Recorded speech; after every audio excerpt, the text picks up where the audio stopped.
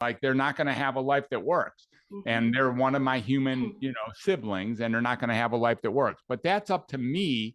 That's my sovereignty and my agency, my capacity to choose how I feel about certain things and then respond accordingly. And I think that that's what the question is here. And is there agency and sovereignty?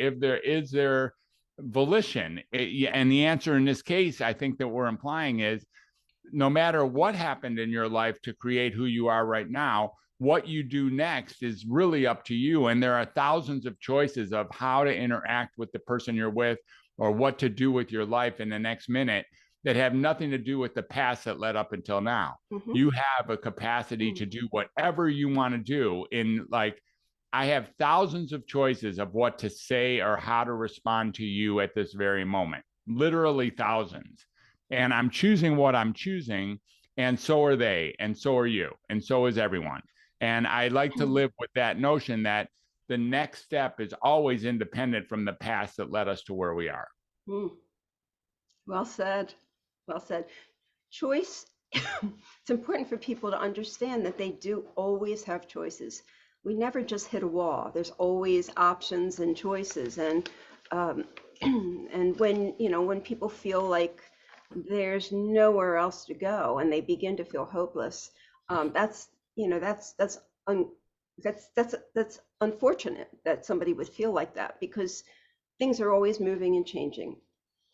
But I like the way that you refer to this. And I think when people ask me this question, what they're saying is, do I give this person who has been extremely abusive to me, do I give them a pass because something's wrong with them? And I say no.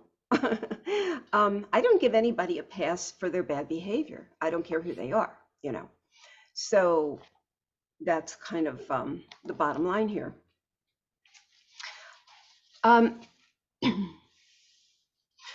So